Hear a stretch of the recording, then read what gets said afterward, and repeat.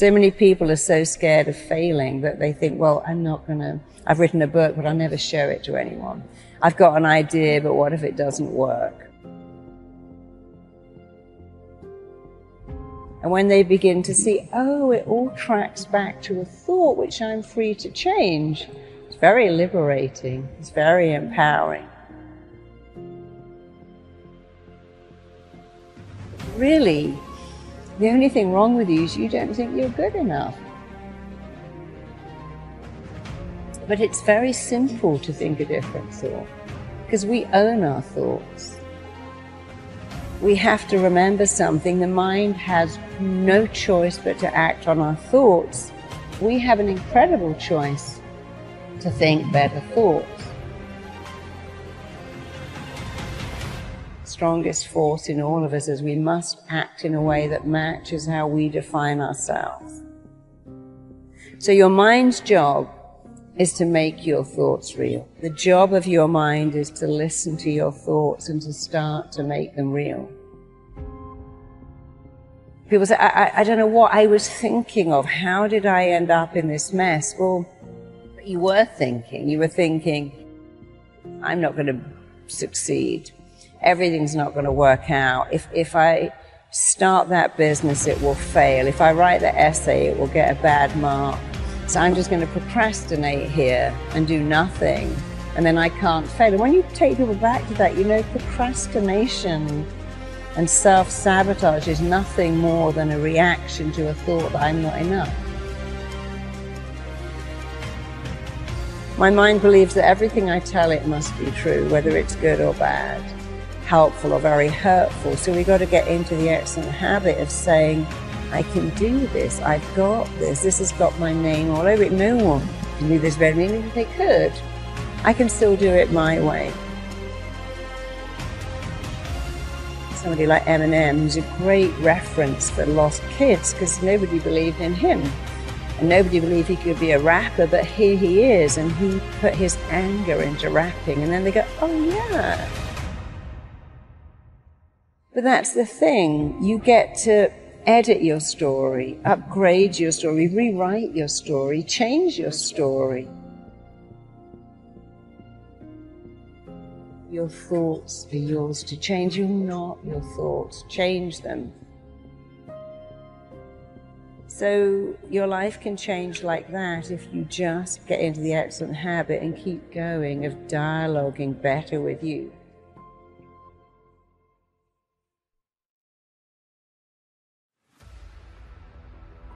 You can change like that. Can you change in 21 days? You can change in 21 seconds if you know how. In fact, you can change twice every day, first in the way you think and the second in the way you act. You know, your life can change immediately when you change your dialogue. There are many people who've told you that. You know, I just stopped saying that. So we all get a choice. Oh, I'm such an idiot, I forgot. I got that wrong. But then even when you get something wrong, what did you learn? You know, a person who never made a mistake, never made anything, your mistakes teach you. So even when you make a mistake, well, I learned something. I learned I'll never do that again. You know, occasionally when I'm traveling, I go, okay, we've forgotten our chargers. Let's always keep them in our travel bag. Let's always keep them there. When you make a mistake, it usually enhances your education if you learn from it.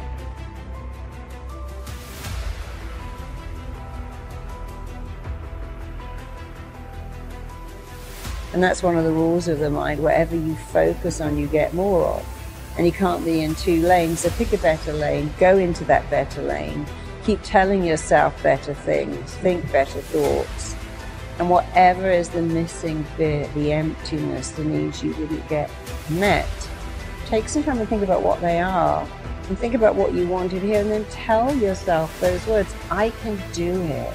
I've got this. I'm good at this. Because amazingly, there is nothing that will raise your self-esteem like praise, but your own praise is better. So if you said to me, oh, you can speak on stage, you can do that. I go, yeah, but you're just saying that. But if I say it, my mind believes that everything I tell it must be true, whether it's good or bad, helpful or very hurtful.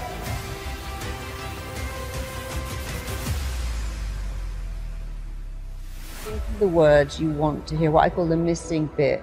What have you been longing to hear?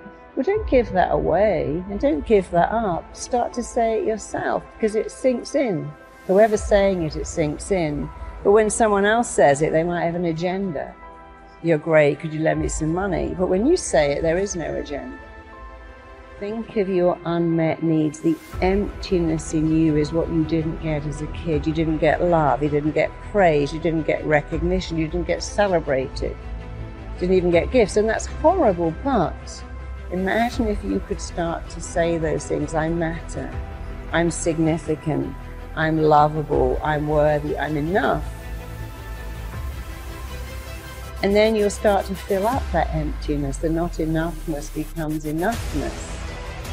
And actually, when you do it yourself, it's way more powerful anyway because you have no agenda.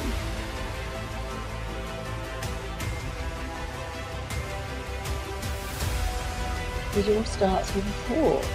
But changing your thoughts is easy, it's free, can be instant. And so I really like to simplify what makes humans tick, because what's the point of making it complicated? How does that help anyone who says, well, I'm messed up and so hard to change and people can't change? It's like, well, that's not correct. Who taught you that? From the minute you were born, you're changing. Oh, you know, it's long and arduous to recover. No, it isn't. Some people recover like that. You could be one of the ones that changes your thoughts, changes your feelings, changes your actions after all. And if you could look in your body and see the inflammation, the stress hormones, the cortisol you create from thinking negative thoughts, you would never do it again. So we got to remember our thoughts are not our thoughts. They're a blueprint that our mind, body, and psyche are trying to make real. And if you could only think better thoughts, you'd give your mind an easy job.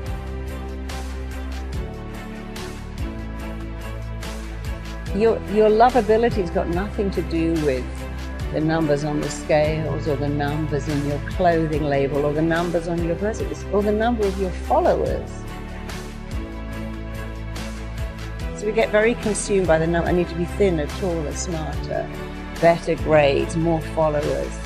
And you've got to stop all of that and just believe that you're great, and you can be even greater when you stop defining who you are by what the numbers say. And so we all have a gift, and I think your challenge is find out what you love to do and become brilliant at it. And we've all got something unique that we can do.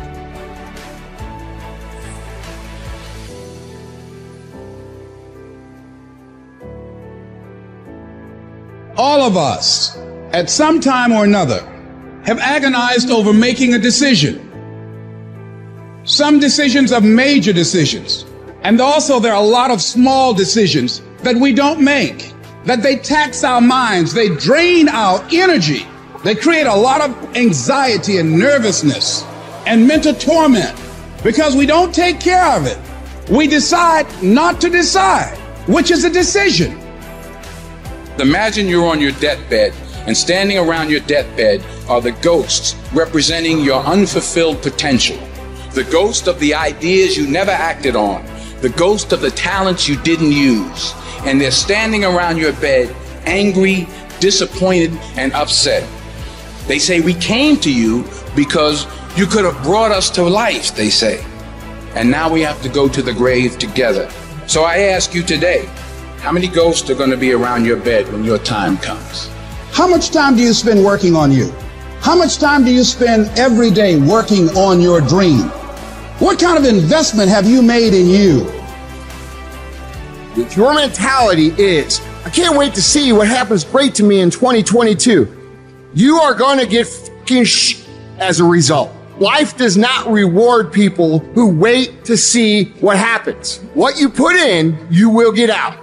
So if you want 2022 to actually be different, you have to not only be willing to visualize and manifest, you have to be willing to grit it out. You have to be willing to push through discomfort. Nothing that you're about to try or do or achieve that is worthwhile is going to be comfortable for you during the process of creating it. And I want you to take the word hope and I want you to throw it on the motherfucking ground, and I want you to replace it with the word, I will fucking do in 2022.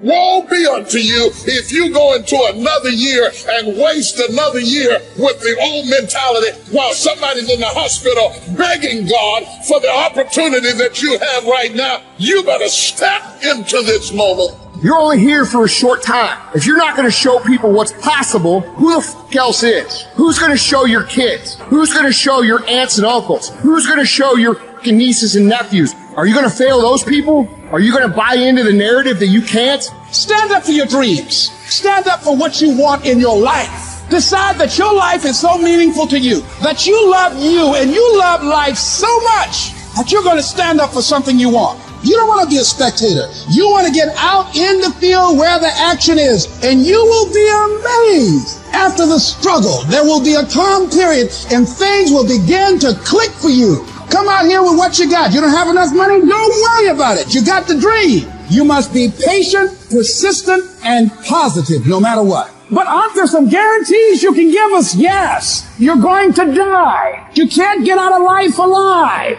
So I'm saying to you, you got 6 months to live. Live your life now. Live your dreams now. Start acting like this is your last day on the planet.